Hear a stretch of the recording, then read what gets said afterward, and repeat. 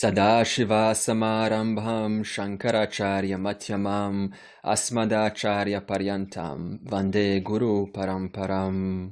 Om. How do we relate to this reality from the standpoint of individuals? Now, in this 24 model, we said that Mahat and Prakriti, that means they are both upadhis of Brahman. And this upadhi is what we call Ishvara from when we look at this universe from the standpoint of manifest. So what is now Ishvara? Ishvara is that intelligence. What intelligence? That intelligence which I showed you in that Mithya within Mithya chart, whichever form you saw, that form has a material, no doubt. But then you ask, what puts those materials together in the way that they're put together? What sustains those materials together in the way that they're sustained? For how long are those materials sustained by? And when is it time for those materials to change into something else so they could give way for another creation to take place, for another form to take place?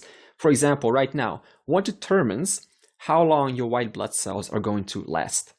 What determines what those white blood cells are going to do once there is an illness in the body?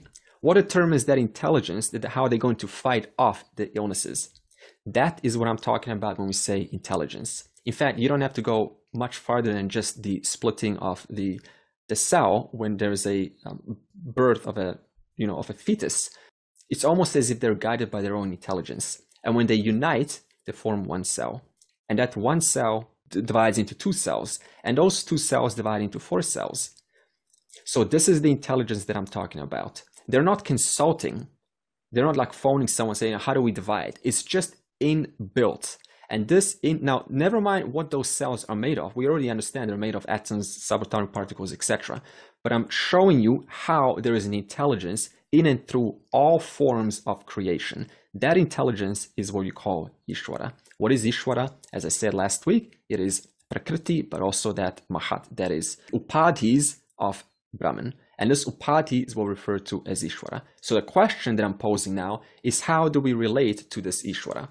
So we first understand, step one, that this Ishvara is all knowledge, all power. Why is it all knowledge, all power? Because it is the power that sustains, manifests, and dissolves this universe. But it's also all knowledge. How is it all knowledge? Because nothing is excluded from this power. That means everything belongs within the scope of this all knowledge, all power. Your body is just one single form, operated by all knowledge, all power. My body is one form, operated by all knowledge, all power. A dog's form, an insect, an ant, it doesn't matter. It is all operated by an aspect of all knowledge, all power. And the second is, after knowing that, you have to recognize that this very all knowledge, all power is what's keeping you alive right now. Because the original question I posed was, how do you relate to it? See, if I just talk about it, then you're like, okay, so it's over there, wow. But you need to bring it down through your own body, through your own thoughts. So this all knowledge, all power is right now making you listen, making it possible for you to understand this English language, to interpret these words, and therefore to assimilate this teaching and then say, wow, I'm starting to look at the world differently. So the brain is working. The ears are working, the mind's working, everything's working right now, coordinated by this intelligence. So this very upadhi, this intelligence, is helping you every moment of life to make the choices, to make decisions, to move forward in life and have a successful life, which you then say, I'm so grateful to be alive. Why are you saying that? Because you're being held and you're being sustained and you're being kept alive by this very intelligence that is in and through holding all forms together, as we've just explained last week. So how do you relate to Ishvara? Any moment, any time, by simply recognizing what is keeping me alive right now. What is sustaining this world that I'm perceiving and interfacing with right now? That all knowledge, all power in the form of my child, in the form of my parent, in the form of students, in the form of the material that is your laptop's made out of, that your phone's made out of, which you're also using to communicate with the world, right? So in other words, all of these materials are coming from where? From Earth. What is that coming from? It is coming from the 5 elements. And we discussed last week in that chart, the 5 elements then resolve all the way into what? The final cause from the standpoint of kshetram, which is Prakriti and Mahat. In other words, the Upadhi. And that further resolves into Kshetrajna. That means Brahman. So everything you do, everything you think about, you as an individual, Jiva, and I, are totally dependent upon this all-knowledge, all-power. So how do you devote then? The question is, when are you not devoting? That's the real question. In other words, by understanding that I can never get away from what is keeping me alive, what is sustaining this world, then the question is not how do I devote, but rather what can I devote to? What is it that reminds me of this very intelligence?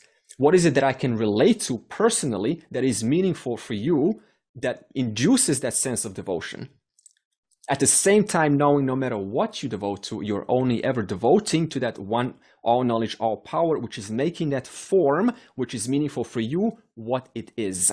And it's also making it impossible for you to have a relation to that form, have an emotion with that form. Emotion is also, remember, a law and order, which is ultimately resolved into all knowledge, all power. So any emotion you ever feel, any thought you ever have, it is nothing but a variation of all knowledge, all power. Therefore, you and I are totally, utterly dependent every second on this intelligence for us to be successful. And therefore, life becomes reverential. Life becomes devotion worthy once understanding this. And this is why the Vedic tradition, by the way, it goes even one step further.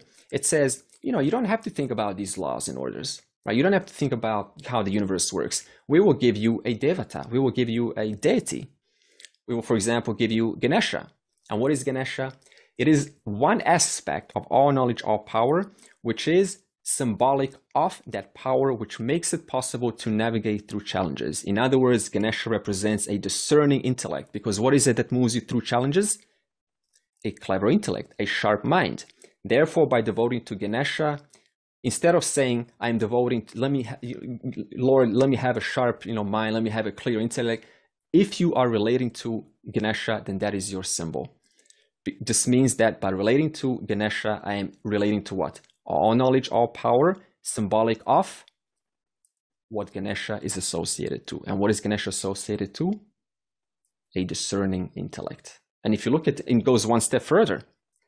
If you look at Ganesha, right, so much symbolism on him. So on one hand, he's holding a lotus flower. He's got 4 hands, right? On the top left hand, he's holding a lotus flower. That represents his condition of liberation. That means moksha. I'm holding a lotus flower, not holding just any flower, a lotus flower, 1,000-petaled one. That means I'm liberated. On his bottom left hand, he's holding a modak, which is an Indian sweet dumpling, and that represents the fruits of this self-knowledge. That means the ananda, the fullness which the person is privileged to once understanding that there's nothing missing. 1 foot on the ground, 1 foot parallel on his seat. In other words, I'm always in touch with reality, this world, right here, right now. But at the same time, my 1 foot is horizontal. In other words, I'm aligned to my true nature, kshetrajna. And then there is a mouse. A mouse, what does a mouse do? Always nibbling, never satisfied, more, more, more. In other words, and what is the mouse? Down. In other words, I have mastered my desires. It doesn't mean I've eliminated my desires. There's still a mouse. It doesn't mean the mouse is not there. In other words, I am friends with this desire. In other words, the desire does not get to me, but rather I am the master of my desires as they arise in the moment. And then we go, big head. What does a big head mean? My spiritual wisdom is huge. In other words, I got a lot of spiritual wisdom. What do big ears mean? Just an elephant, huh? No. What do big ears mean? This one's easy. My ears, they're always open to spiritual knowledge, always available. Remember, Ganesha is an enlightened being, right? And Jnani, in other words, his ears are still listening to the outside world, still receiving more information, willing to learn. He's holding an axe in his right hand top. What does the axe mean? I'm able to annihilate those desires, those obstacles which arise in the moment as they arise, because I know how to handle them, implying that I've done my work. In other words, I have a proper relation with them. Therefore, I'm able to slice them and dice them in a proper way so they don't get to me. When someone triggers me, I'm able to address that right then and there. And then we've got, what else do we have?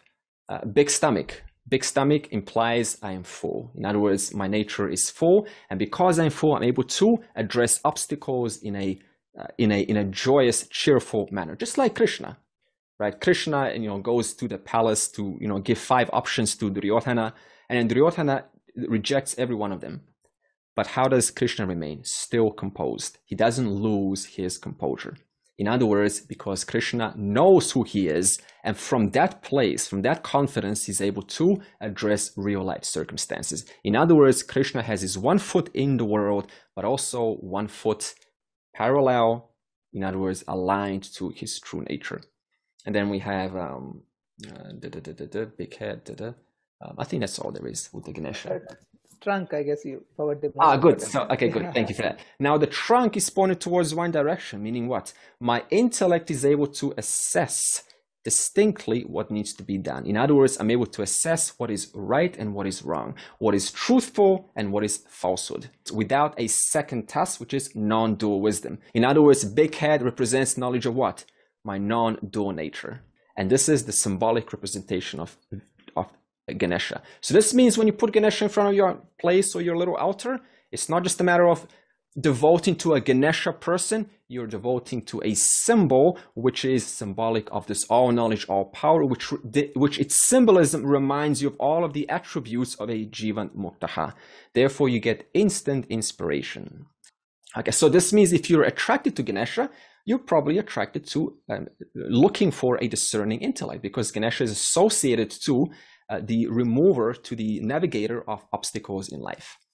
And then we've got Saraswati. So if you're attracted to knowledge, then you're probably going to be, attracted to Saraswati. We've got Durga. Durga is also given to us by the Vedic culture. Why? Because if you're willing to, or you want that discipline, you're looking for that power to exercise that discipline, then you go and ask or you pray to Durga, asking all knowledge, all power, please give me that more discipline so I can actually exercise it instead of just talking about how I can do things. In other words, there's one thing to know that you have free will or the power of choice, but it's something totally different to actually willingly and joyfully exercise it with a discerning intellect. So maybe you can put all 3, because you need Ganesha for discerning intellect, but you also need Durga to exercise your willpower in the light of your discerning intellect. And then you need Saraswati, the knowledge, to hold that knowledge and to use it when is most appropriate. Because it's one thing to have knowledge, but it's something totally different to use that knowledge in those most stressful situations and therefore make a wise decision. So the Vedic culture, in other words, makes it very interesting and easy to devote to all knowledge, all power in the form of our different devatas that represent symbolically different aspects of Ishvara. How else can we relate to Ishvara? When you need a doctor, who do you go to? You go to a doctor. If you want to learn how to sing, who do you go to? You go to a singer. If you want to learn how to do creative writing, you go to a novelist or a journalist or a communicator, someone that specializes in that particular field. So what does this mean? Everyone is a specialist, taking that speciality from what? All knowledge, all power. If someone's a biologist in one particular area, suppose they're a gene researcher. In other words, they take all knowledge, all power, and out of that infinite available options, what do they say? I think I'm going to have some gene research knowledge. And so they spend their whole life learning and mastering just one topic. And then if someone else needs some gene research knowledge, who do you go to? You go to a gene research specialist. In other words, you're only ever going to all knowledge, all power through the means of someone who has taken that all knowledge, all power in the aspect of that area which interests them.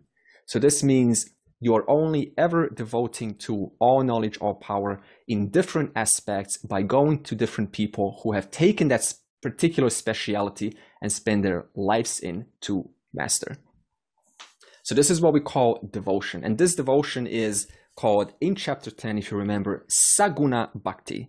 Saguna Bhakti means anything that has to do with creation. That means with the 3 gunas. That means Sattva Guna, knowledge, Tamaguna, the actual material, and also Rajaguna, the power which put that material into that particular form which you're devoting to. And what is that form made out of?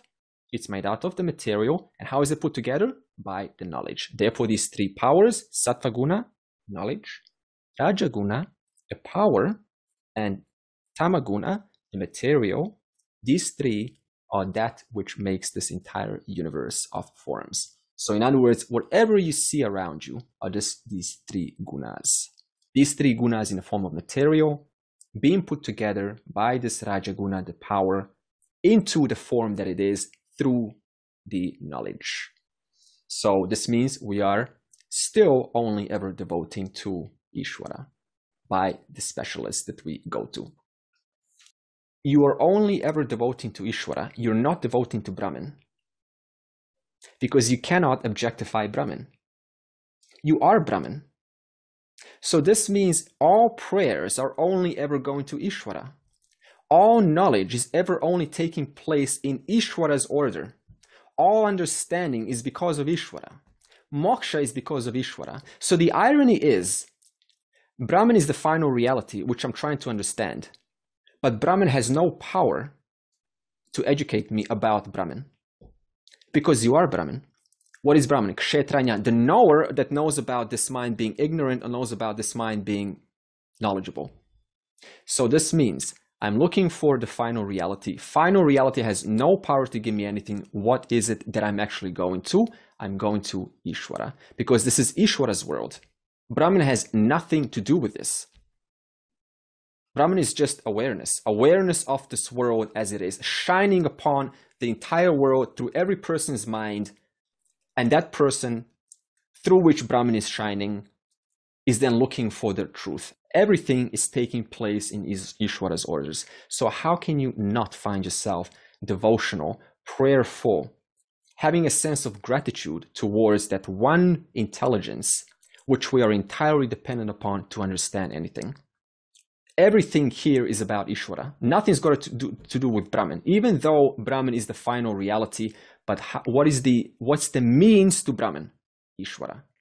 If Ishvara is controlling everything, even the devotion is a thought that arises, right? So that thought also must be controlled by Ishvara himself. Yeah, it's supplied by the order of Ishvara. I wouldn't say control because it's not entirely control. You still have your own power to modify your thoughts. But the material is supplied by Ishvara. What that thought is made out of is supplied by Ishvara. Because, for example, suppose I say now to you, okay, what thought are you referring to? Give me one thought. And then you say, okay, thought of an apple. Are you referring to the color, to the stem, to the seed, to a little section of the apple? What exactly are you referring to when you say apple? No matter what you say, it is nothing but a put together of forms making this picture of an apple. So we only call it an apple for the sake of relating with an apple. But is it really an apple? Well, it's just color, it's a stem, seeds, maybe some juiciness there. And then we say that is an apple. But did you create the seeds? Did you create the color? Did you create the juiciness? Did you create the stem? No, it is all supplied by Ishvara's order. And then we use that and we talk about apple. So even a thought is nothing but objects put together, held inside the memory. Memory is also kept by the order of Ishvara. It's designed by Ishvara. If two people, let's say one person is not a devotee of Ishvara, another person is a devotee of Ishvara, who is controlling that thought? It's Ishvara himself, right? Because Ishvara is controlling all the thoughts. No, many orders are controlling the thought, Pavan. So it's not just Ishvara. See, the thought of environment, for example, starts to rain. Who's now controlling my thoughts? Is it the rain? Well, it is a little bit of rain, because if the rain is torrential and it's loud, then it's going to affect my thoughts. Yes, but the rain itself is controlled by Ishvara, right? Because exactly. So in other words, everything is Ishvara. So in other words, that's why I say over and over again, this is Ishvara's order. And therefore, you got no choice but to participate in Ishvara's order. That is the only way to succeed in life. In other words, the proportion to which one is in alignment with Ishvara's order is a proportion to how smoothly one's life is. That's all we can do. And this is why Dharma is going to be taught, so that we can actually live in that alignment. The very choice to follow Ishvara itself is created. Yeah, so exactly. So in other words, you've got a choice, right, to follow Ishvara's order or not. That is also supplied by Ishvara. So Ishvara is the one that gives. The act of making a choice also has to be under his control, right?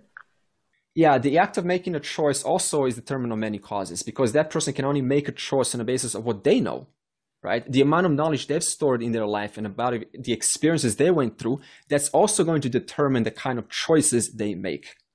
So no matter what you ask about, it's just nothing but a collection of the experiences, which are also objects in this world, created by this Ishvara, all intelligence, all power. And then we use this knowledge to ask a question. We use this knowledge to make a choice, only on the basis of that little bit of knowledge that you and I know.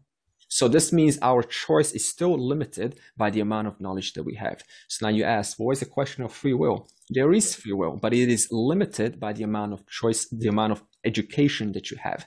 Free will is also part of Ishvara only, right? Yeah, that's Ishvara's order, exactly. So in other words, free will is an order that allows a discerning intellect to make choice A from B. In other words, it allows, to assess the possibilities and therefore make the right choice. What about the values that you feel like you're born with? Sometimes people don't come across wanting to pray, or they're not born with that notion and don't stumble across it, sort of thing. You come with samskaras, but also come with your own conditionalities. So if you don't want to pray, that's fine. But then you're still praying indirectly. How? By getting involved with those things in this world. Because I just said, everything is Ishvara. Even your girlfriend, boyfriend, spouse is just Ishvara in the form of what they are. So you are never not devoting or praying or asking for Ishvara's order to be in alignment with with what you think would make you happy. To ask is to pray. To pray is to ask. That's all prayer is. I guess I was just meaning in general about values that you're born with, if it's even worth trying to change them sometimes.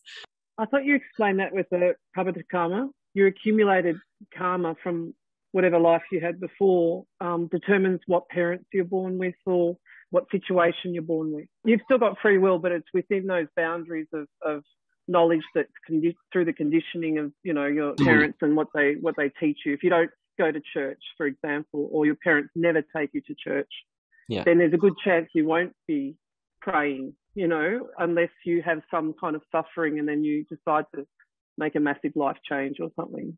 Exactly. Good.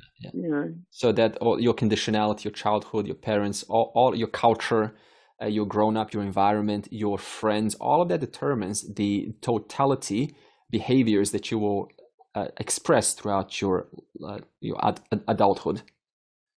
Like your knowledge, like you said, your boundaries of knowledge, and then the choices are limited due to that. Exactly. In other words, good. So in other words, the more your knowledge expands, the more you're capable of exercising free will in the light of that new knowledge that you have acquired. You can change it. You just got to take an interest to change it. We all know how much change takes time, and then what are we trying to do? We're trying to change those around us once in a while. And yet we are with ourselves 24/7, and we still find it so hard to change. It takes years to make one slight satisfactory difference. And yet we're expecting those who we just say maybe every 24 hours do this to change. Let's look at the reality here, right? In other words, you can still influence, but there is a level of understanding that it's so hard to change. So when I hear this, that everything is within the purview of Ishvara's Srishti, and to an extent I have started acknowledging that as well, then my question to myself is, who is seeking, why is seeking, and whatever we are going to seek would be within this Ishvara Srishti, and we are actually the absolute reality, which cannot be reached by this Ishvara Srishti. Then what I'm doing, what should be my goal? Because I'm already absolute reality. You're already the truth. You're already the reality right now. But what is preventing me from recognizing that? This mind. So what am I then doing? I'm using this world, which is Ishvara, to help me to purify this very mind. So in other words, it's not like you have to acquire moksha. You already are limitless and free right now.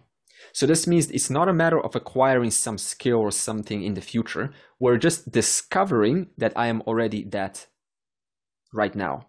And that takes a lot of work on what? This very mind, which is abstracting that knowledge with its own notions, with its own conditionalities, with its own grown-up culture and childhood, and all of the notions that have been, put through lifetimes through the form of samskaras.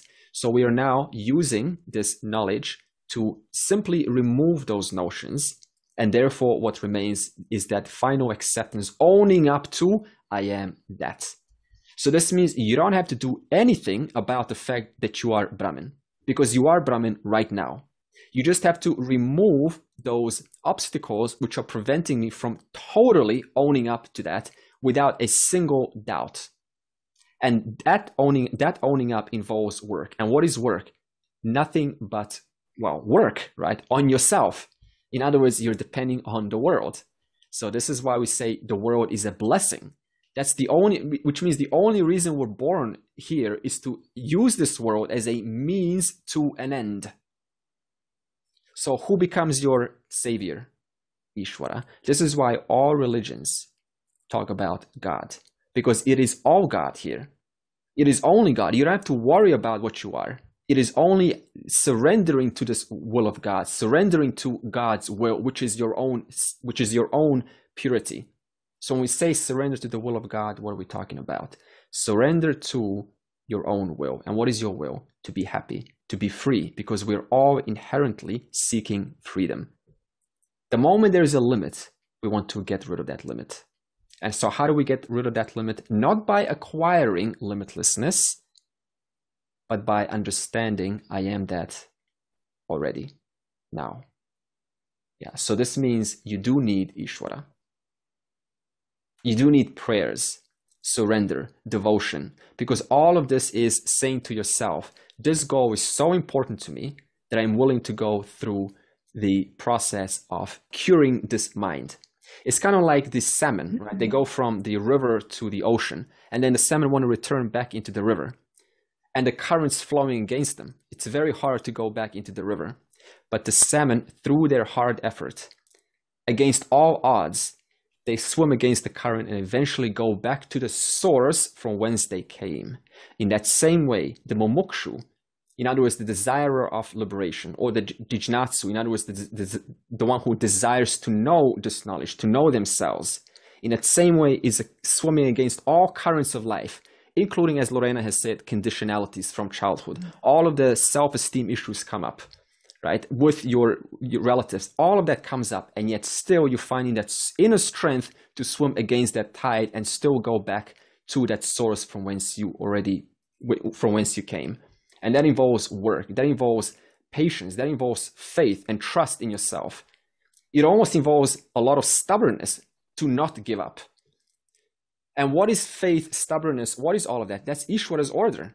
In other words, I'm borrowing one order after the other to swim against this tide so that I can arrive back to, quote, arrive back to whence I came. So would you say desire would be to go easily downstream and just continue doing, you know, a dharmic pleasure, you know, like, it's almost like when you use that salmon analogy, it would be easier just to turn around and go back, and like that would be desire in a way. You could just go with the flow and just yeah, sure. See, if you go with the flow, you're probably you're probably going with your likes and dislikes. So it means I have to work not to gain that knowledge or not to gain something, but I have to work as a seeker to undo the ignorance or the loss of knowledge that I already have, right? Yeah, so I'm working towards undoing that ignorance. Good. So we're only undoing the false notions. We're not adding anything. It's not like cooking rice. You know, to cook rice, you need instructions. Cook rice for 5 minutes, and if you do so, you will get your dish within 10 minutes time. So you can't ask, when am I going to get moksha, right? Because understanding takes different time depending on what kind of mind you're dealing with. Some of us who are sharp, we get it in 1 month. For some of us, we get it in 1 year. Or some of us get it in 5 years. Some of us get it in one lifetime. But we still get it nevertheless. Why? Because we are still like those salmon working hard against all odds, because our focus is on that one goal. So one more question popped up just now. So when you say that we just need to have the knowledge of our true self, right? Then there's one knowledge which is called information, that that you're teaching us, you're telling us that we are the absolute reality. This is an information, right? Which I accept, correct? And there's another thing called experience. Like, I know I have the experience that yes, I am that absolute reality. What is required? Informational knowledge or the experience? Knowledge does not contradict experience. For example, do you have knowledge how to drive a car? Absolutely. That knowledge of driving a car is simultaneously of having that experience. So it's actually not a big deal. I mean, if I ask you right now, you know how to drive a car? You're like, yes. Are you in some kind of a state because you know how to drive a car? No, you're absolutely normal how you always are. So even if you're not driving a car, do you still know how to drive a car? Absolutely. Because once you have mastered the topic of driving a car, you always know how to drive a car, whether you are talking about it or not. In other words, you are as though always experiencing, even though that's probably an incorrect analogy to use, as though experiencing of knowing how to drive a car. So I wouldn't really call it an experience. I would just call it an understanding which takes place. Once it does so, there's no need to, quote, experience anything, because you're never not experiencing yourself. There's only self here, only one reality, Brahman, and that you are. So how can you experience something new? Because that implies that it's in time. But Brahman is out of time. So this means moksha is not about experiencing anything. It's simply owning up that what I'm experiencing right now in the stage as a seeker is exactly the same experience in a stage of a jnani hood or a jivan muktaha. And this is what we talk about. This is what we mean by owning up. There is nothing that I need to do other than to remove the notions which are saying that I'm supposed to experience something, which are saying that I'm supposed to be in some different reality. So that very notion is preventing me from accepting myself right now as I am. In other words, as long as that notion is there, I will never attain the final reality, because I will always negate it, thinking it should be something else. So what is Vedanta saying? You are already that now. Remove those notions which are denying you from accepting that you are that right now. It's not an experience, it is knowledge. But knowledge does not contradict experience. So what do I mean exactly when I say knowledge does not contradict experience? When you know it, is it not true that you have a sense of confidence in yourself about knowing something? If I ask you, do you know how to drive a car? Absolutely. There's a confidence that comes with that. So knowing this reality, there's a confidence simultaneously that underlines all of your transactions in this world. This is, as I said, Ganapati, his stomach is full, Ganesha. In other words, he's able to take on challenges in this world with cheerfulness, because underlining all of the appearances of these challenges, there's that knowledge that I am complete and limitless, eternal, and nothing can harm me, nothing can touch me. From that joy, from that place, you're able to intelligently, cheerfully attend to worldly challenges without having the need to negate them, because you still have your own swadharma, your own duty in this world, your own skills and talents to shine in this world. So why would I deny the world, Ishvara, the one who has given me this knowledge? Why would I deny that reality, my skills? In other words, now the person having understood the knowledge, they cannot help but to give back, because they understand the immensity of what it takes to go through the process of undoing these notions. All of the, the gurus and the shastra, how many teachers did you have to come across to come to the final knowledge? All of those teachers were nothing but Ishvara. All those shastras and those knowledges were nothing but Ishvara in those particular forms that they are. So this means we take on an attitude of gratitude now, because we understand that how many people that we go through to ultimately discern, go through this huge marketplace of options and finally come to that pinpoint. What does it really mean to say moksha? Instead of going, is it really that? Let me go elsewhere, right? That takes a long time to come to that peaceful place. Now, how does a Jivan Muktaha relate to Ishvara? This idol that I am devoting to, called Ishtadeva. So it's nice to have an Ishtadeva, something you can relate to. This idol is just one representation of Ishvara. And it's meaningful for me because it reminds me of this all knowledge, all power. So this means a Jivan Muktaha doesn't stop devoting. They don't go, so I'm everything, so I'm not going to just, devote to anything anymore, because I'm full. It's not like that at all. In other words, even the Jivan Muktaha becomes even more devotional out of what? Their own gratitude for having gone through the immensity of challenges in order to come to that place that they are. There's two possible attitudes that a Jivan Muktaha or a Jnani or Ajnani can have towards an Ishtadeva. What am I now asking? When you devote to your personal deity, there's two kinds of attitudes that you can have. The first is you can use that Devata to help you attain or to have more of those benefits which that Devata is associated to. So if you need more knowledge and you want to hold that knowledge in life, right, because knowledge matters to you, then you devote, you pray to Saraswati for the sake of having that benefit of knowledge. That's the first attitude you can have. Nothing wrong with that, because we all want success in life. And I just explained, you need success in life, you need knowledge, you need willpower, you need the subtle intellect to navigate through this world. So there's nothing wrong asking.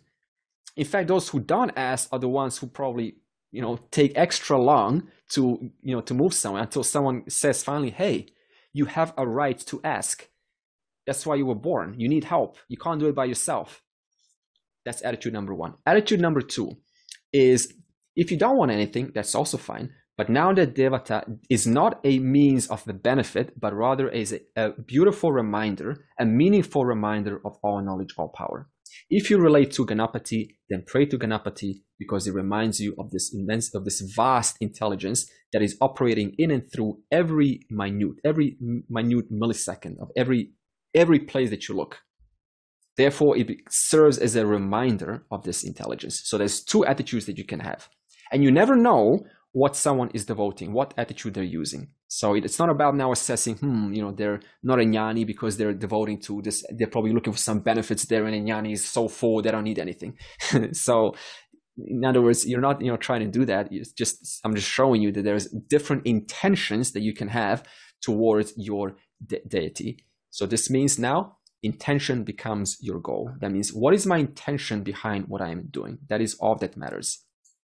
So in other words, the intention is much more important than which deity should I devote to. Whichever one that you relate to.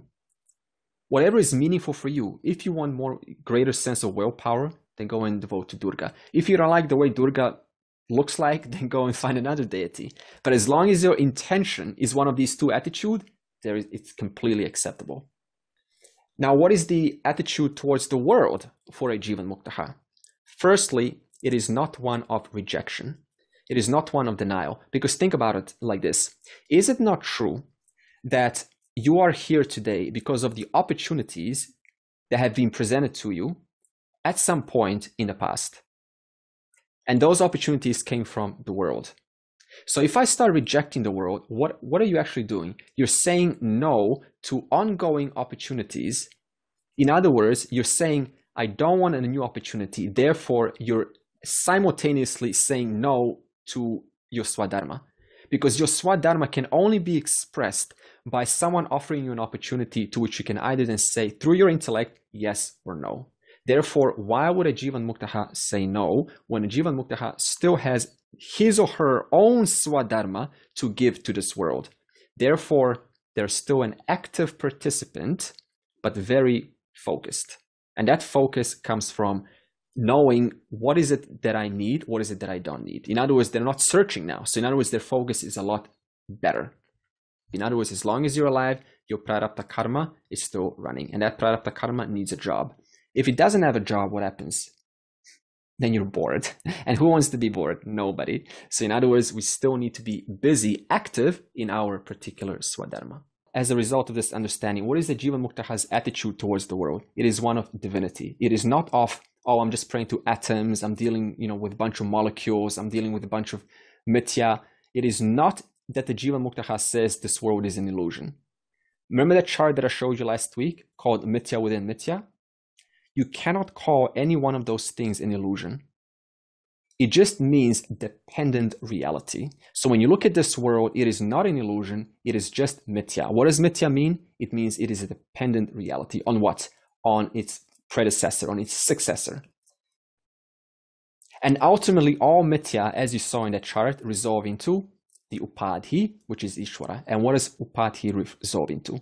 Brahman. Therefore, to call this world an illusion, you're actually calling yourself an illusion, because everything resolves into you. You're the final reality here. We've shown that already. Kshetranya, the knower. I just said you're the final reality. You're asking, how is that so? What did we discuss last week? What is the nature of Kshetranya, the knower? You're always knowing about everything. Therefore, you cannot be away from the final reality. So, world is not an illusion, but it becomes a place of reverentiality. In fact, the whole Vedic culture is about having reverentiality in life, of gratitude. So how do you apply gratitude? You start small. Like, what is it that I'm grateful for? And then you expand your circle. You can maybe go outside your family. You can go further out. You can go into the world. You can go into many things that you're grateful for.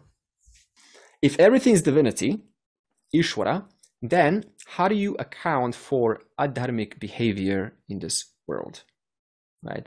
Things that are unrighteous, immorality. The answer is very simple. How do we start when we get born as a baby?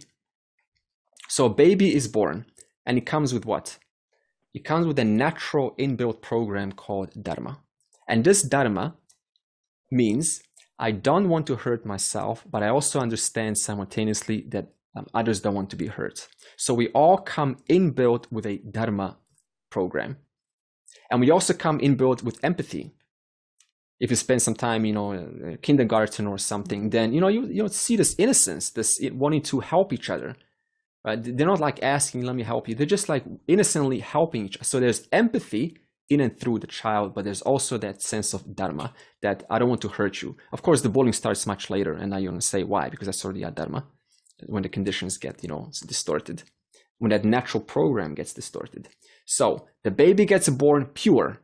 What is it that you like about the baby, by the way, when you hold that, when you see a child? Why do you like that innocence, that purity? What is that purity that you like? What specifically is it that you like when you see a child? It is called dharma, that purity of God. In fact, dharma is God, manifest through a human being. So what you're actually finding very attractive is God's purity, which is your own purity. That's why we like children. That's why we adore children, because they're pure. They're not contaminated by these notions that are making it hard to see that purity. So the child comes with the natural program called dharma. I don't want to hurt you. And I also know that you don't want to be hurt. I want to care for you, but I also know that you want to care for me. That's inbuilt. The child also comes with samskaras from past life. That means they take those habitual, those strong notions from past life, and that also comes in. Of course, this starts to fructify much later in life, maybe 5, 6, 7, 8, 9, 10. In fact, it even continues 15 to 20. It's a strong age where they start to come out. So this comes in. Now, what happens then? The child, suppose, is in a family. And now the child knows my parents love each other. But now one of them starts to dominate the other, starts to control the other. So what does now the child with a natural program start to associate? Starts to associate love with control. Because the child doesn't have any knowledge to evaluate what's going on here. All they know is these two people love me, and this is called love. And now I see love means to control. So now what does a child learn? It learns to control. So what does this child as an adult do now? They start to control the environment. Now, what does it mean to control the environment? It means to disregard the feelings of those which I'm controlling. And to disregard the feelings, I'm causing pain onto them. But also, I'm causing pain onto myself, because it is not always true that if you try to control others, do they comply? Not always. In most cases, if they're strong enough, they will say no. And that's going to disappoint you. In other words, now you're hurt. That means my own dharma. So I've associated love to control. I start to control those around me as an adult. And that control causes conflict. And that's called adharma. Why? Because as a child, in school, with parents, in the environment, on TV, on the news, I've made associations. Love means control. Or sometimes it goes even further. The child tries to stand up for themselves in school. And then the bully hits them. Or pulls their hair for a girl. We've all been bullied, maybe not, but we all experienced a level of bulliness in school. So what do we now associate? If I try to stand up for myself or say something, then I'm going to experience pain. So what does this result in life then? This is just one example, right? You can now keep on going, how we link up different associations. So now as an adult, we now don't want to speak out.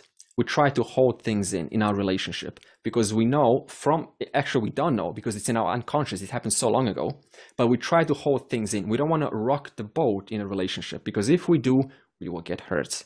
So therefore we then hold it in. But if you hold things in, what happens? The resentment keeps on building. And then how does it come out? In a social situation, when one of the partners is in a vulnerable position, what does the other do? They make a sarcastic remark and they put him down. And then the other doesn't understand. Why are you doing this to me? You know, everything's okay at home, but in a social situation, you're kind of putting me down. Like, what did I do wrong? And the other doesn't even understand why they're doing it because they've been collecting this resentment and not having the ability to speak out because they fear of rocking the boat. Therefore, this condition comes out in the most awkward situations and it causes confusion. In other words, even within a relationship, these adharmic acts start to come out. So I'm showing you how complex the human being really is. It's not just a matter of being given a pure program and go live with it. No, by the moment you're born, you start from then on making these associations. And these associations create the human being that you are now today, but also those around us. And then furthermore, what happens then? This program further distorts how we perceive the world. We perceive the world two ways, either through subjectivity, in other words, because I'm unable to handle their irrational behavior, because it makes me painful inside, what do? Temporarily, I make myself feel good. How? By projecting onto them, by labeling them as an XYZ person, because because it triggers their own pain, right? Because their own mind hasn't been resolved yet. So the way to get rid of that is just to project. And this is what we call labeling. So most of the world chooses option number one. What's option number two? Option number two is the jiva. If they're smart enough, they can decide to judge objectively. In other words, they can say, this person that is doing this foolish behavior is a result of many causes in life, many variables, just like I am also. And they cannot help them. In fact, they don't even know. To them, it's normal. The control is normal. The unwillingness to speak out, to stand up for oneself is normal. Why is it normal? Because I've just shown you how complex, how we develop these associations in our past, and then we walk through them in the adulthood, thinking they are acceptable. But the problem is with this, it is the very condition that creates pain in our lives. Because suppose that you don't want to speak out and your partner is kind of like, you just hold it in. You think your partner doesn't know? It is felt. If it's not felt in them, it is felt in you. Because as long as you know I am unable to speak out, what does that mean? I am not strong enough to speak out. In other words, it sustains one's guilt. It sustains one's shame and embarrassment in oneself. It sustains their low self-esteem. And as long as that sustains, what does that mean? I'm holding in a dharma, which is not a natural program. And because it's not a natural program, and you know your natural program is freedom from all of this, there's guilt. But because I'm unable to express myself, that guilt just keeps on remaining. So what does this mean? We need to look at this honestly, our inner conditions, and confront them, and then start to actually address them. Otherwise, they just never leave. They just start to dictate our lives, take over our minds, and we just, every time we come onto a Vedantic session or any kind of session about existence, guess what takes over eventually? Yeah, but what about, and then we bring up one of those conditions that we haven't resolved from our past childhood. This is why we say in Vedanta, there's a certain level of qualifications that you need. In other words, before the person's able to assimilate, to free themselves on an absolute level, they need to be free on a relative level. There needs to be a relative sense of freedom before they can pursue the absolute freedom. Because the moment they go into an absolute freedom, what's the mind narrative going to say? No. You've got some things to resolve. And can the mind be successful to constantly multitask between one and the other? No way. Because moksha requires a lot of focused efforts. But that mind cannot be focused because it's still referring to its childhood patterns, feeling guilty, because it's refusing it to accept it or to bring it up. So this means, yes, there are fears, there are things that we're putting under the carpet, but it doesn't work. It is the very obstacle that is holding us from moving forward successfully in life. So therefore, what do? You go and to devote to Ganapati, to Ganesha, because he's the one who helps you with that strong, discerning intellect to make the right decision and to courageously speak out. So now the question is, suppose you're clear, but the other's not. What do you do then? Firstly, all you can do is you can help to influence them. We cannot absolutely, as I explained before, change a person, because change is so hard and we all know it, right? And now, if we know that and then we're expecting to change another person, it just doesn't make sense. So we can only, firstly, help by providing some alternative views about what they could be doing, some possibilities in the light of what you know. But at the same time, we need to protect our own dharmic program, because this is where it all goes wrong. This is where the big blunder gets made. When one person starts being irrational, what does the other start doing? They also start being irrational. Now you've got two irrational beings who are unable to solve the problem. In other words, two irrational beings are vomiting each other's ignorance onto each other, and nothing's being solved. So the biggest blunder that we make is, so it's not a blunder when one's irrational, and that's normal. I mean, that's pretty much everywhere you see it, you're going to see irrationality one way or the other. But the blunder is when you too become irrational. In other words, this person's cheating the system. They're exploiting the system. Therefore, I will also exploit the system. That's where the blunder gets made. This person's name calling me. Therefore, I will also name call them. Now you've got two irrational beings. So the greatest strength, the mark of wisdom, is to retain one's composure in the presence of irrationality, in the presence of foolishness. That is the greatest form of wisdom. Not allowing one's own natural dharmic program to be overlapped or superimposed by someone else's irrationality. Like Krishna, he wanted to reform Duryodhana so many times. He wanted to influence him so many times. He wasn't successful. Ram, he wanted to influence and reform Ravana. He wasn't successful. If the Lord himself is not successful, then what to say about you and I? If the Lord himself, as a form of an avatar, with so much more intelligence and charm and ability to influence another, with all of those qualities, unable to reform Duryodhana and Ravana, then what to say about you and I, who are just doing truly, sincerely the best that we can, with much less knowledge, with much less centeredness, but it doesn't stop us from still attempting to influence to the best of our abilities. So the person can either listen, maybe apply that advice 5 years later, 10 years later, you don't know. Sometimes they apply 20 years later. In fact, I still remember my parents telling me some advice 30 plus years later, and I'm only now understanding that advice now. So this means it's not all going to waste. It still comes out much later. So it means you have to be very strong and patient, but there is some form of influence. Or they can decide to not listen. So this is totally up to them. This is where your control ends. So your control stops where? Up to the point of sincerely wanting to help them. From there on, you've done your duty. Just like Krishna, he's applied 5 possible solutions to offer the Indraprastha back to Yudhishthira. He said, Duryodhana, give them, Indraprastha back. 5 villages, 5 houses, 1 house with 5 rooms. No, no, no, no. In other words, he made it easier and easier to Duryodhana every single time to say yes, but he still didn't get through to him. So Krishna is showing us how to negotiate. Don't give up. Make it easier and easier and easier. If that still doesn't work, that is where your free will ends. And that's when, as Krishna has set up a firm boundary, that's when the person sets up a firm boundary. I've done the best of my abilities. Now let's, apply a different solution. So this means the person needs to know where their boundaries are. If you don't, then you're just going to keep on wasting more and more time, and that's going to take a toll on you. That's going to be your own adharma. Therefore, the person sets boundaries once they've done the best they can.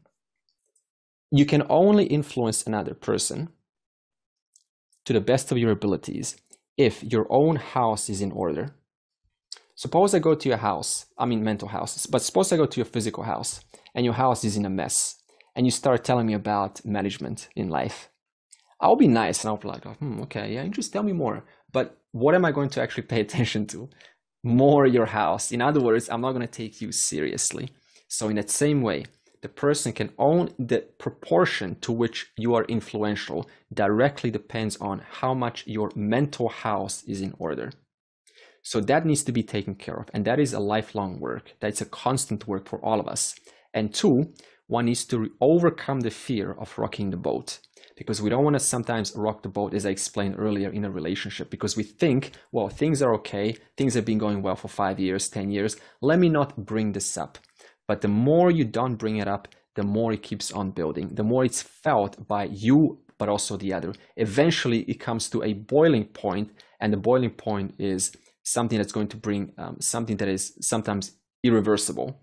So this means, yes, one needs to rock the boat, and it is going to produce a lot of more discomfort, maybe for 2 years. In fact, there's a story, mother had 3 daughters, and the favorite daughter of the mother was the one that was constantly putting down the mother. And the mother, being a loving mother, she accepted that for many years. But it got to such a point where the mother just didn't know what to do, because, she's like, starts to complain and said, I don't know what to do. And she's constantly putting me down. I'm doing the best I can for her. I'm protecting her. I'm giving her whatever she wants. And the advice was for her, she was asked, well, but who's actually experiencing pain, right? Because you're trying to protect her, but you're actually not protecting her, because every time you put up with it, you're allowing her to do it again. Now, do you think the daughter feels good every time she puts you down? She doesn't. In other words, I'm trying to give the best life to the daughter, to the son, it doesn't matter, by not standing up, by not saying something, by not rocking the boat. But every time you're doing that, you're actually giving license for that behavior to be done one more time. Now, do you think that child who you're trying to offer the best, do you think they're feeling good every time they put the parent down? Put you down? Absolutely not. In other words, it's counterintuitive. Sometimes we think that by not rocking the boat, I'm actually preserving a state of harmony, but actually I am sustaining a state of disharmony. So this means, what did the mother then do? She decided to set the boundary. I'm now going to talk with the daughter and say, why are you, acting like this? You were always my favorite daughter. I always respected you. I'm giving you whatever I can. Why are you being like this? And I had a conversation. And then the mother started to firm up her resolve. And that created even more conflict for the next 2 years, because the mother decided to rock the boat after, I think, 10 years of this behavior. And she went through 2 years of extreme discomfort. But guess what happened? Slowly, the daughter learned this boundary cannot be crossed, because the mother's resolve was uncrossable. Therefore, it will cause some discomfort, but it is at least in the name of Dharma. You are preserving that state of truth, purity. So sometimes, we need to actually take that challenge to gently start to bring up those boundaries without causing too much, of course, upheaval in the relationship. What was the original question? How to relate to Ishvara? We've so far seen that every aspect of our life is Ishvara Srishti. Srishti means creation. So the more we bring in Ishvara, the more we are alignment with God's order, God's laws. And therefore, less and less of Jiva Srishti. What is Jiva Srishti? Our own superimposition, likes and dislikes, overlapped over the world, how we want the world to be. So the less Jiva Srishti, the more Ishvara Srishti. In other words, the more what is comes into our life. What does it mean to say what is? Suppose you're emotionally hurt, right? Someone has emotionally hurt you, and you come up to me and you say, I'm hurt. And I just go, you don't worry, we all get hurt. And I just kind of brush you off like that. Am I actually acknowledging what is, or am I crossing out what's in front of me? I'm going to my own narrative. I'm going to my own wisdom. In other words, even if the person is wise, they can still fall for this Jiva Srishti. They just bring in their wisdom, thinking it's going to fix the problem, but you're totally disregarding what is right now in front of me. So what does it mean to say bringing more Ishvara Srishti? It means to accept the situation as it is and work from there instead of working from as I would have it be, just so that I can feel comfortable. So it's not about your own comfort, but it's about looking at what is true right now and using my discerning intellect and then handling that with my discerning intellect. That's called looking at the world as it is and working with what is right now. Why did I just share this? Because we went through this intellectual conversation, several sessions, and I wanted to bring it down to earth, just like Ganapati, 1 foot on the ground always, 1 foot aligned. So I've now finished with this topic and I want to move on to the next topic. How does Kshetrajna, whose nature is Sat and Chit, existence awareness, become the Kshetram? How does Brahman, consciousness, become this world of form, of tangible form, of appearances? First of all, what is Kshetram? Let's get that established. Revision. Does someone remember the term for Kshetram? Projected through the power of Maya into matter, into shape and form and name and whatever we're looking at. Matter, whatever we're looking at. In other words, what you said was time, space, all objects in time and space, including laws and orders. In fact, you want to be a little bit more technical. First laws and orders, then space, time, and objects. So this is the definition of Kshetram. Now, let's use the dream analogy to start introducing the answer to my original question. This Kshetrajna has the capacity to manifest itself into infinite appearances. This suggests that this capacity is both knowledge but also power, because you cannot manifest something unless you have the knowledge of how to manifest it, but you also have the power to do so in the first place. Just like that, the dreamer has the capacity, the power to manifest the dream world. A world that is real, that is time and space of itself, with objects and laws and orders, and a very intelligently well-made world. And this also suggests that the dreamer, in order to do that, has to have the knowledge of that dream world, because the dream world is only as good as the knowledge that you have about those objects. For example, if you've only lived in a forest, then your dream is only going to be about forests. All right, if you lived in a forest and different countries, different cultures, then your dream is going to have so much more availability within itself. Why? Because your mind is got that extra knowledge. Now think about Ishvara's like all knowledge. That kind of dream we call this universe.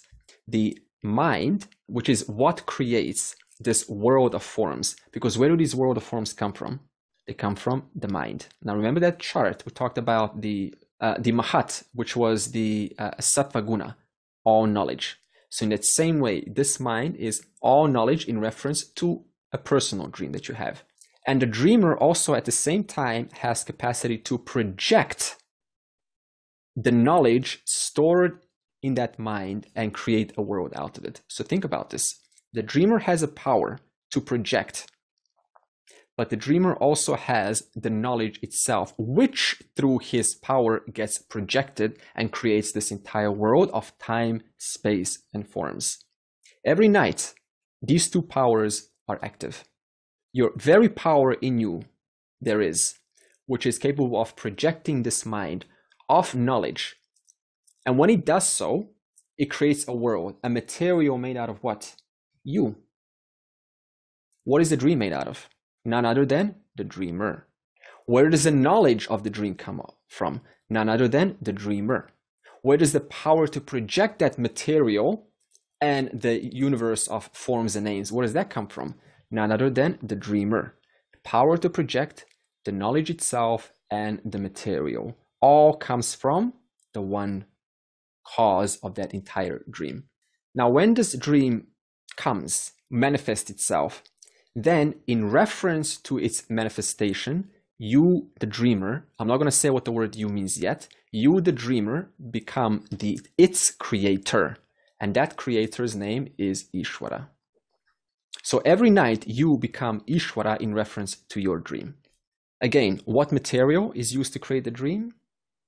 That very creator that we call Ishvara, which is none other than yourself. So wherever you look around the dream, whoever you talk to, whatever you read, whatever you chant, all of that is material. All of that is form. All of that is name. Coming out of whom? The one mind which your power has projected.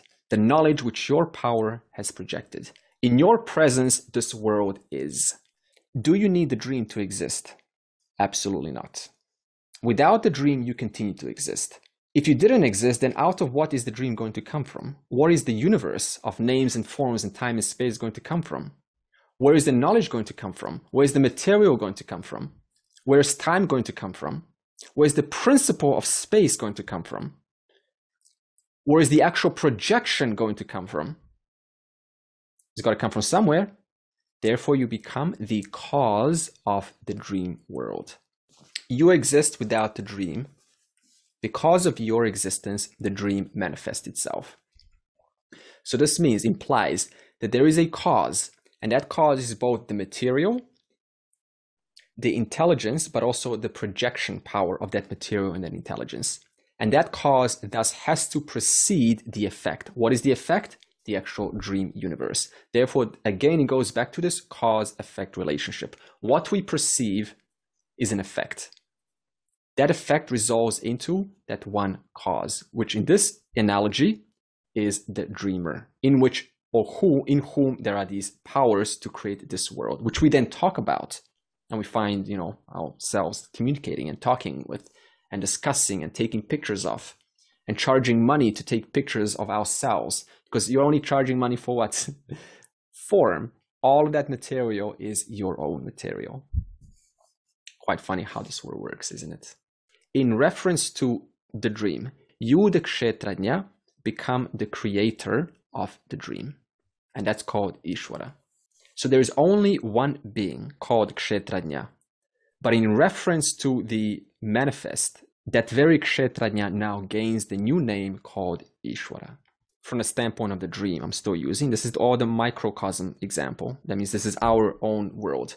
From the standpoint of all knowledge, all power, in reference to the dream, is all knowledge, all power intrinsic or incidental attribute of Kshetrajna, of the dreamer? Incidental means consequential. Intrinsic means inherent. It is incidental. Why? Because when the dream is created, the dreamer, that is the Kshetrajna, preserves his nature. When the dream goes away, Kshetrajna still preserves his nature. In other words, even though the dream comes from the Kshetrajna, it still doesn't define the Kshetrajna, because the Kshetrajna, the dreamer, is always free of whatever happens in the world that in its presence he has projected. Therefore, the dream is incidental. It is consequential. It is an effect because of a cause. In the presence of the Kshetrajna, the dream comes. I know you're going to say now, how does it come and what is it, the cause is it to come? I'm going to get to that.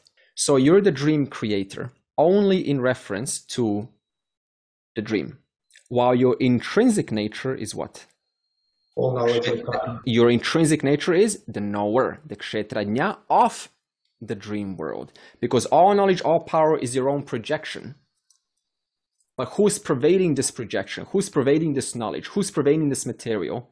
I, as existence awareness. Therefore, what is my inherent nature? Existence awareness. Now, let's bring this to a macrocosm. I've now used the microcosm to help us introduce a possibility. So, let's ask, what is a definition of Kshetrajna? Sat Chit Ananda. So now I want to talk about the last word. I talked about already Sat Chit some sessions ago. Now, what about this word Ananda? Now, this Ananda is not what I talked about, Anandamaya Kosha, that kind of bliss. This Ananda means limitlessness. What does limitlessness mean? No boundaries, timeless, beginningless. Free of limitations. No fear. So in other words, nothing that can limit it. I mean, if there's fear, then it's going to limit limitlessness. It can no longer be limitless. It's now fearful. Okay. No qualities. No qualities, good, because if there's one quality, then you're now, defining that limitlessness, that infinity as something. But now you say, well, what about that? Right? So the moment you bring in a quality, you've now limited limitlessness. Nothing can be outside that limitlessness. There is no object or entity that can be outside that entity. Excellent, Pavan. So there's nothing that can be outside. Okay, let me focus on Pavan. What question was, what is limitlessness? That means there is not two. The moment you're bringing another, you're now denying limitlessness the second. The moment you bring a second reality, what are you now saying? that limitlessness is everything but that reality, that second reality. So limitlessness means it is not two. The moment you add a second, you've now limited reality 1 and reality 2, because reality 1 is not now reality 2 and reality 2 is not reality 1. Therefore, limitlessness is that which is boundless. It has no boundaries. It is one with itself.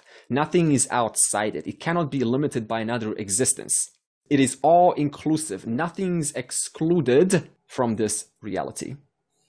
So this limitlessness also means it is unknowable. Exactly, because if you know it, you're knowing an object, and an object is just one possibility in limitlessness. Excellent observation. So nothing can limit it. What about the possibility of apparent duality? Suppose you take that possibility out of limitlessness. Is it still limitless? No. So what does limitlessness mean? Nothing can limit it. That means there is no possibility which is not possible. Now, if I take out the possibility of apparent duality, this multiplicity of forms, suppose I take that possibility out of limitlessness. Is limitless still limitless?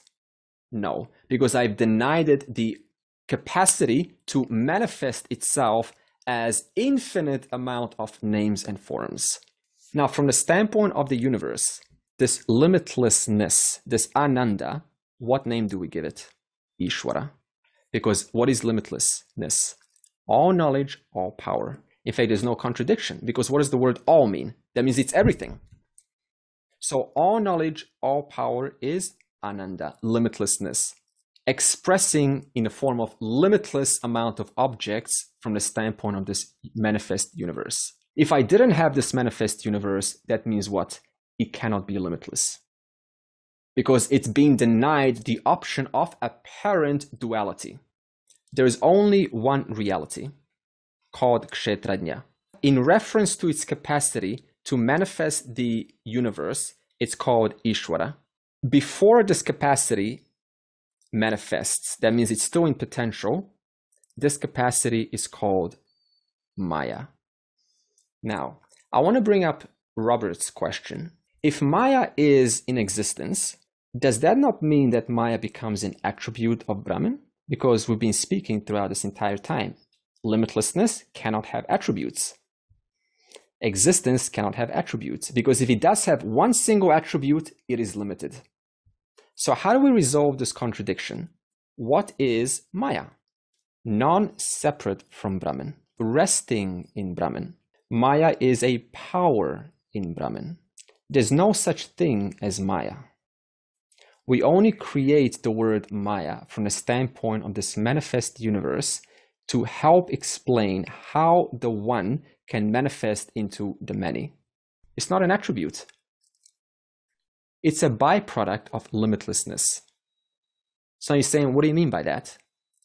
Well, take, for example, presence of fire. In the presence of fire, there is power to what? Power to burn, power to heat. Now, can you say that burning and heat is an attribute of fire? Can you do that? Is burning and heat separate from the fire? No. In the presence of the fire, the consequential effect of that is burning, is heat. Now, you can't say that heat and burning is some attribute in fire. They're not separate. They're not apart.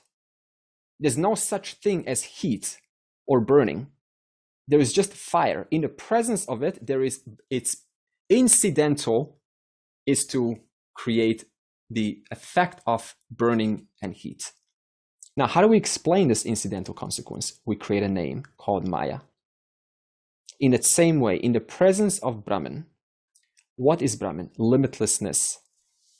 What is the incidental consequence of limitlessness? The power to project. The power to project infinite selves, which are all me. So there's no question of saying this world is Maya, this world is, different reality. It is only Brahman. Just like there's only fire. In the presence of Brahman, of this one reality, which is limitless in nature, there is this universe of names and forms. which we're now experiencing. Where there is existence, there is awareness. Where there is existence, which is aware of itself, there is also limitlessness. Limitlessness is not conditioned by any limits. Therefore, nothing is stopping it from being limitless. Incidental consequence of that limitlessness is the world of multiplicity. The world of multiplicity is not apart from its origin. When you use a fire analogy and you say that heat and burning are a consequence of the fire, but they still exist. You said that Maya doesn't exist, and it is a consequence of Brahman. Maya does exist in the standpoint of explaining this world of multiplicity. When we say Maya, what are we talking about? Limitlessness. So to say Maya doesn't exist, you're actually saying that limitlessness doesn't exist. Because I just said, the consequence of limitlessness is this world. To explain this world, we give it the name Maya. So can we say that Maya is an effect of Brahman? Is that correct? Correct, yeah. The burning and the heat are an effect of fire. And we name them burning and heat as we name Maya as an effect of Brahman. Exactly. You were saying about the elements. I mean, all the molecules and different things create different things. And you, like fire relies on oxygen, you know, like another element. All the elements rely on each other. Just referring back to the last class when you were saying that the Mithya and the Satya and Mithya relationship, everything relies on everything, a cause and effect, you know. Yeah, exactly. Interdependent. Yeah. So now suppose that the fire, the burning of the fire melts something, and then the melting produces someone in emotion because now they've lost some object. So the emotion of losing something out because it's melted, the melting itself, the light of the fire, the heat of the fire, all of that is traced back to the ultimate cause, which is just the fire. Right? In that same way, whatever you talk about in this world is traced back to the final, ultimate, highest cause, which is Brahman or Kshetrajna. In the Upanishads, it's somewhere it states that all of those infinite universes, right, are just like a little dot, a speck in limitlessness, in you. So this is the irony. This entire universe, infinite universes, are right now inside you, Brahman. But your own power is capable of making it as though seem like you are inside the universe. And therefore, when you fall for that, then you start looking for objects. The one, because of whom this universe exists, is looking for satisfaction, right? When everything relies on you, this all entire universes are just inside you. So this is the beautiful power of Maya, which even the rishis cannot explain, because there are some mysteries that we just cannot explain. Maya is just a result of limitlessness, I guess. That's a direct result of limitlessness. Which cannot be understood. Because if you try to understand limitlessness, what are you doing? I'm higher than limitless. But you can't do that. Because it's just got like, limited capacity. So yeah, limited capacity. Cannot understand your own limitlessness, especially from one standpoint. Yeah, my final comment is like Brahman should be equated to multiverse. That will clear a lot of problems rather than calling as universe. Careful, distinction, Ishvara and Brahman, two distinct principles when we talk about this. Yeah, but yes, it's true. In the presence of Ishvara, all knowledge, all power, there is Jagat. And this Jagat does not exclude the possibility of infinite universes. From the standpoint of the germ in your stomach, that's on the lining of your stomach, and is going, wow, look at this big universe. Let me understand this big being. What is one germ, one good bacteria in your stomach lining going to understand? Not much. But from its standpoint, it is a vast universe worthy of exploring. And like, look at yourself. You're just enjoying yourself, thinking, you know, this being, and all of these good bacteria are in your lining of stomach, trying to figure it all out. So all of the bacteria can do is understand that there's essentially no difference between the bacteria and this total being. And that's where the unity, the aikyam between Jiva and Ishvara is established. And that's called moksha. Sarve bhavantu sukhinaha, sarve santu niramayaha, sarve bhadrani pashyantu, ma kaschit dukkha bhag bhavet. Om Shanti, Shanti, Shanti. May all be happy, may all be free from illness, may all behold good things, and may no one suffer.